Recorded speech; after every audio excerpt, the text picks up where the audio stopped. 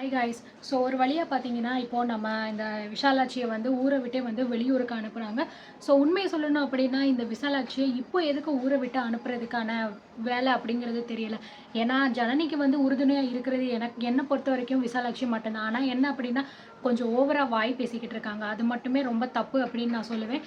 ஏன்னா வந்து எல்லார்கிட்டேயுமே வந்து எதுவுமே பேசக்கூடாது அப்படின்னு முடிவெடுத்துட்டாங்க அப்படின்னா, எதுவுமே சொல்லாமல் இருக்கணும். சும்மா இருக்கும்போது நந்தினியை போட்டு கேவலமாக பேசுறது எல்லாரையுமே மோஸ்ட்லி பார்த்தீங்கன்னா விசாலாட்சி ரொம்ப கேவலமாக பேசிட்டு தான் இருக்காங்க. அது மட்டும் தப்பாக இருக்குது. ஆனால் ஜனனியை நல்லபடியாக பார்த்துக்கிறாங்க. ஸோ இப்போது அவங்க மட்டும்தான் ஜனனிக்கு சப்போர்ட்டாக இருக்காங்க. இந்த நேரத்தில் அந்த ஒரு கேரக்டருமே ஊரை விட்டு போகுது. ஸோ அதனால இன்னும் ஜனனிக்கு ஆபத்துகள் ரொம்ப அதிகமாக வர்றதுக்கான வாய்ப்பு இருக்குது. ஏன்னா ராவணன் அப்படிங்கிற அந்த ஒருத்தன் வந்து அந்த வீட்டுக்குள்ளேயே தான் சுற்றிக்கிட்டே திரியிறான். எப்போ அந்த வீட்டில் இருக்கிறவங்கள காலி பண்ணலாம், யார் யாரை கொலை பண்ணலாம் அப்படின்னு லிஸ்ட்டு போட்டு ஒவ்வொன்றத்தையும் பண்ணிக்கிட்டு இருக்கான். பத்தாததுக்கு வந்து இங்கே கதிருக்கு வந்து ஒரு நல்ல ஒரு பிஸ்னஸை ஏற்படுத்தி கொடுத்துருக்கேன் அப்படிங்கிற பேரில் கண்டிப்பாக வந்து ஒரு பெரிய கேம் ப்ளே பண்ண போகிறான். ஸோ அதனால் கதிர் ஒட்டு மொத்தமாக எல்லாத்தையுமே இழந்து நடு தெருவுக்கு வந்து நிற்க போகிறது மட்டும் உறுதி. அது நல்லாவே தெரியுது. ஆனால் இந்த கதிருக்கு பார்த்தீங்கன்னா இப்போ எல்லாமே கண்ணை மறைக்குது. ஸோ எதுவுமே பார்த்தீங்க அப்படின்னா ராவணன் தமக்கு செஞ்சது எல்லாமே நல்லது தான். இப்படிப்பட்ட ஒரு மனுஷன் நான் பார்த்ததே இல்லை அப்படி இப்படின்னு பார்த்தீங்கன்னா பயங்கரமாக புகழ்ந்துக்கிட்டு இருக்காங்க. இன்னொரு பக்கம் நம்ம ராவணன் பார்த்தீங்கன்னா நம்ம ஞானத்துக்குமே வந்து ஒரு ஆப்பர்ச்சுனிட்டியை கொடுத்துருப்பாரு. ஸோ இந்த மாதிரி நீங்கள் கான்ட்ராக்ட் வச்சு பண்ணால் அது உங்களுக்கு இன்னும் நல்லா இருக்கும். ஸோ அது மட்டும் கிடையாது, அந்த இடத்த வச்சு மட்டுமே நீங்கள் பண்ணால் உங்களுக்கு பல கோடி ரூபாய் லாபம் கிடைக்கும் அப்படிங்கிற மாதிரிலாம் சொல்லுவாங்க. அது மட்டும் கிடையாது, அதுக்கான டாக்குமெண்ட்ஸ் எல்லாத்தையுமே ஞானம் கிட்ட கொடுத்துருப்பாங்க. நீங்கள் இந்த விஷயத்த ஒரு தடவை அன்னிக்கிட்ட காட்டுங்க அப்படின்னு சொல்லும்போது ஆதி குணசேகரன் எதுக்காக அவங்க கிட்டலாம் போய் காமிக்கணும், நீங்கள் விடுங்க தம்பி அப்படின்னு சொல்லும்போது அப்படி இல்லை சார், கண்டிப்பாக இந்த விஷயம் வந்து பார்த்தீங்கன்னா 2 பேருக்குமே ஒரு பெரிய பிஸ்னஸ் தரப்போகிற விஷயம். ஸோ அண்ணியுமே இதை கலந்துக்கிட்டு இதில் பண்ணால் மட்டும்தான் கரெக்டாக வரும். அதனால் அவங்க சரி பார்க்கட்டும் அப்படிங்கிற மாதிரி சொல்லி பார்த்தீங்கன்னா கொடுத்துருப்பாரு. இதை போயிட்டு ரேணுகா கிட்ட கொடுக்கும்போது ரேணுகா பல விஷயங்கள் வந்து சொல்லுவாங்க. இப்போயாவது கொஞ்சமாவது நீங்கள் புத்தி கொண்டு பொழைச்சிக்கோங்க. இதுக்கப்புறமும் நீங்கள் முட்டாள் மாதிரி இருந்தீங்க அப்படின்னா கண்டிப்பாக எல்லாருமே உங்களை ஏறி மிதிச்சுட்டு போயிடுவாங்க. எனக்கு ஒரு சந்தேகம் மட்டும்தான், கதிர் வந்து சொன்னான் அப்படின்னு ஒரே காரணத்துக்காக அடுத்த நாளே அவனுக்கு பிடிச்ச இடத்த ரிஜிஸ்டர் பண்ணி உங்கள் அண்ணன் கொடுத்துட்டாரு. ஆனால் உங்களுக்கு மட்டும் ஏன் எதுவுமே பண்ண மாட்டேங்கிறாரு? இந்த ஒரு காரணம் எனக்கு தெரிஞ்சே ஆகணும். அது மட்டும் கிடையாது, ராவணன் சொல்கிற எல்லா விஷயத்தையுமே பண்ணுறீங்க, ஏன் அப்படி பண்ணுறீங்க? நீங்கள் சுயமாக எதையுமே யோசிக்க மாட்டீங்களா அப்படின்னு எல்லாமே ரேணுகா கேட்குறாங்க. அது எல்லாமே 100க்கு 100% கரெக்டான கேள்விகள் தான். ஆனால் ஞானத்துக்கு என்ன பதில் சொல்கிறது அப்படின்னே வந்து தெரியலை. ப்ளஸ் அது மட்டும் கிடையாது, அந்த கரிகாலனை கூட எல்லாம் சேர்த்துக்கவே கூடாது. ஏற்கனவே அவனை கூட சேர்த்துட்டு அந்த கருவாட்டு வியாபாரம் வந்து எந்த அளவுக்கு போச்சுன்னு உங்களுக்கு நல்லா தெரியும். அவனை மறுபடியும் கூட சேர்த்துக்கிட்டீங்க, மொத்தமாக நீங்கள் நடு தெருவுக்கு வந்துடுவீங்க.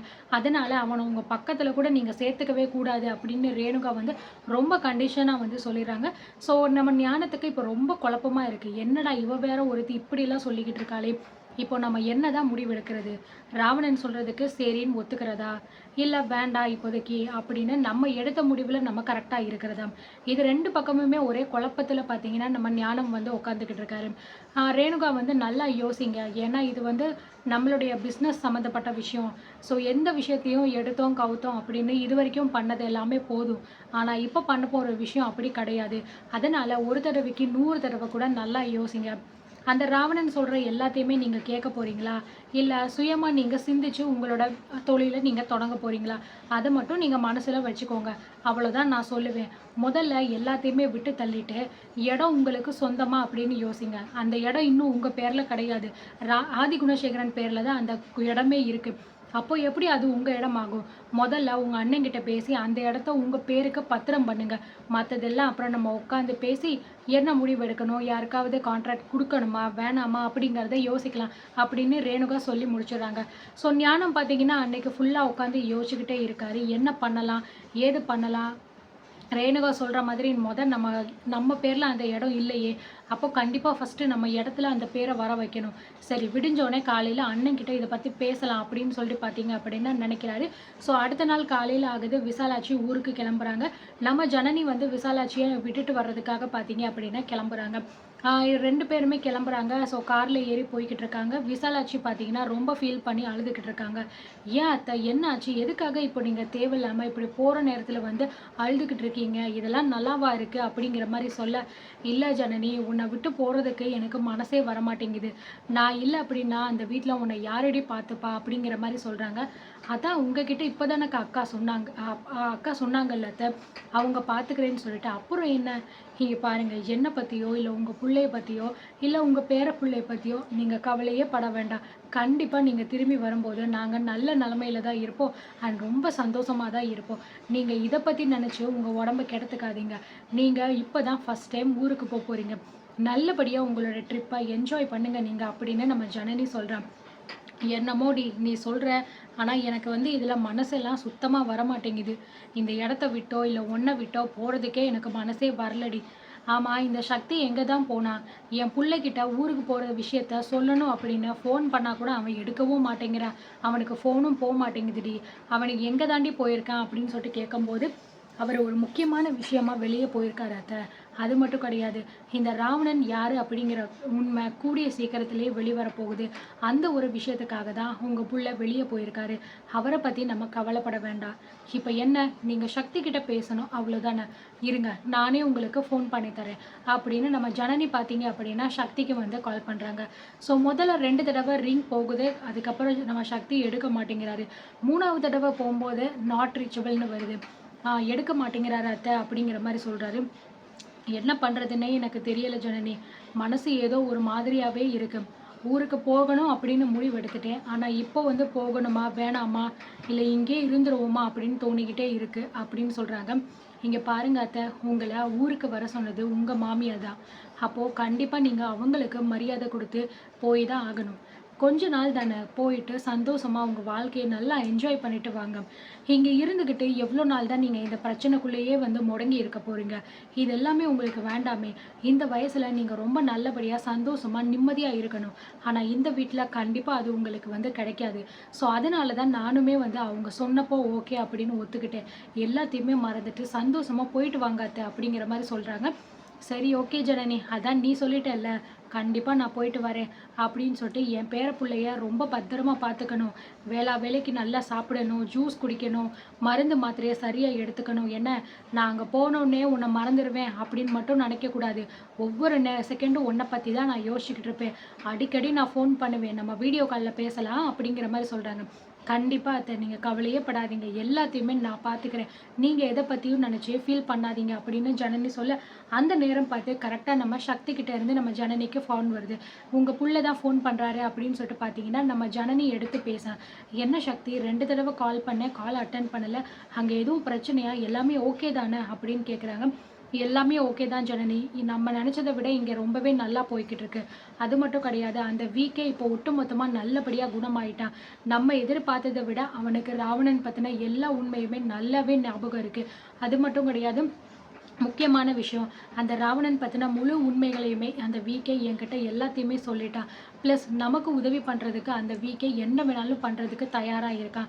இப்போ நமக்கு தேவையான விஷயம் அந்த விகேவை நம்ம பாதுகாப்பா வைக்கிறது மட்டும்தான் ஜனனி அப்படிங்கிற மாரி சொல்றாங்க. சூப்பர் சக்தி, இவ்ளோ விஷயம் நடந்துருச்சா? பரவால்ல. அந்த விகே இப்போ ஓகே தானே? நல்லபடியா தானே இருக்காரு? உன் கூட தானே இருக்காரு? அப்படின்னு கேட்டா, ஆமா ஜனனி. எனக்கு தெரிஞ்ச ஒரு இடத்துல தான், ஒரு வீட்ல நான் அவர வச்சிருக்கேன். இந்த ரவுடி பசங்க வேற இன்னும் வரைக்கும் இங்கேயே தான் திரிஞ்சுகிட்டு இருக்காங்க. அவங்க போனதுக்கு அப்புறம் தான் நாங்க வர்ற மாரி இருக்கும். ஸோ நீ சாருபாலா மேம் கிட்ட பேசுனியா? அப்படின்னு கேட்குறாங்க. நான் இனிமே தான் அங்க வந்து போக போறேன் சக்தி. நான் பேசிட்டு உனக்கு என்னன்னு சொல்றேன். சரி அத விடு. நான் உன்கிட்ட ஒரு முக்கியமான விஷயம் சொல்ல தான் ஃபோன் பண்ணேன். அத்தை இன்னைக்கு ஊருக்கு போறாங்க அப்படிங்கிற மாரி சொல்ல, என்னது ஊருக்கு போறாங்களா? அம்மாவா? எந்த ஊருக்கு? என்ன ஜனனி சொல்ற? அப்படின்னு சக்தி கேட்குறாரு. ஆமா சக்தி, அம்மா அத்தை வந்து சிங்கப்பூர் போறாங்க. அப்பதான் இருக்காங்கல்ல, அவங்க தான் வர சொல்லியிருக்காங்க அப்படின்னு சொல்ல, என்ன சொல்ற ஜனனி? நீ அந்த வீட்ல தனியா இருக்க. உன்ன விட்டுட்டு இப்ப அம்மா எதுக்கு அவசரமா ஊருக்கு போணும்? நீ முதல்ல ஃபோன குடு அவங்கட்ட அப்படின்னு சொல்லும்போது, சக்தி சக்தி இங்க பாரு, கோபப்படாத. இந்த விஷயத்த அத்தையா ஒண்ணும் முடிவெடுக்கல. அப்பதான் தான் ஃபோன் பண்ணி அவங்கள வர சொல்லியிருக்காங்க. நானுமே நான் பார்த்துக்கிறேன் அப்படின்னு சொல்லிட்டு அவங்கள அனுப்பி வச்சுக்கிட்டு இருக்கேன். நீ தேவையில்லாம அவங்க கிட்ட எதுவும் பேசாத என்ன? இரு நான் அத்தை கிட்ட கொடுக்குறேன் அப்படின்னு சொல்லிட்டு ஜனனி பார்த்தீங்க அப்படின்னா விசாலாட்சி கிட்ட ஃபோனை கொடுக்குறாங்க. அம்மா என்னம்மா இது ஊருக்கு போற அப்படின்னு ஜனனி சொல்லிக்கிட்டு இருக்கா, உண்மையா அப்படின்னு சொல்ல, ஆமாண்டா சக்தி, ஊருக்கு தான் போய்கிட்டு இருக்கேன். நான் எவ்வளவோ வேணான்னு சொல்லானோ ஜனனி கேட்கவே மாட்டேங்கிறாடா அப்படிங்கிற மாதிரி சொல்ல, அம்மா அந்த வீட்டில் என்ன நடக்குது அப்படின்னு உனக்கு நல்லாவே தெரியும். ஜனனியை ஏதாவது ஒன்று சொல்லிக்கிட்டே தான் இருக்காங்க. அந்த கதிரா இருக்கட்டும் அல்லது ஆதி குணசேகரன் அண்ணனா இருக்கட்டும், எல்லாருக்குமே ஜனனியை பார்த்தா பிடிக்க மாட்டேங்குது. முதலையாவது அண்ணிங்க எல்லாருமே ஜனனிக்கு சப்போர்ட்டாக இருந்தாங்க. இப்போ யாருமே அவளுக்கு எதுவுமே பண்ண மாட்டேங்கிறாங்கம்மா. நீங்க ஒருத்தவங்க தான் அவ பக்கத்துல இருந்து அவளை நல்லா பார்த்துக்கிட்டு எல்லாமே சமைச்சு கொடுத்தீங்க. இப்போ நீங்களும் இல்லை அப்படின்னா அவ என்னம்மா பண்ணுவா? யாரும்மா அவளை பார்த்துப்பா? நான் வேற வேலை விஷயமா இப்போ வெளியில இருக்கேன். எப்போ என்னால் அங்கே வர முடியும், அவளை பார்த்துக்க முடியும்னு தெரியலையே. நீங்க வேற இப்படி போறேன்னு சொல்றீங்க, என்னம்மா நீங்க அப்படிங்கிற மாதிரி சக்தி சொல்றாரு. நீ சொல்கிறது எல்லாமே எனக்கு புரியுதுப்பா சக்தி. நானுமே எவ்வளவோ இவகிட்ட எடுத்து சொல்லி பார்த்துட்டேன். ஆனால் யார் நான் சொல்கிறத கேட்குறாங்க? எதையுமே கேட்கவே மாட்டேங்கிறாங்களேப்பா. இப்போ கூட நான் வேணான்னு சொல்லிட்டு தான் இவகிட்ட சொல்லிகிட்டே வந்தேன். இவ தான் போய் அதை பண்ணுங்க, சந்தோஷமா இருங்க, என்ஜாய் பண்ணுங்க அப்படின்னு வழி அனுப்பி வச்சுக்கிட்டு இருக்கா. இதோ இப்போ கூட நாங்கள் ஏர்போர்ட்டுக்கு தான்ப்பா போய்கிட்டு இருக்கோம் அப்படிங்கிற மாதிரி சொல்கிறாங்க. என்னம்மா எனக்கு என்னமோ ரொம்ப பயமாக இருக்குது. இந்த நேரத்தில் அதுவும் அவள் ப்ரெக்னெண்ட்டாக வேற இருக்கா. அந்த கதிரை பற்றி உங்களுக்கு நல்லாவே தெரியும்.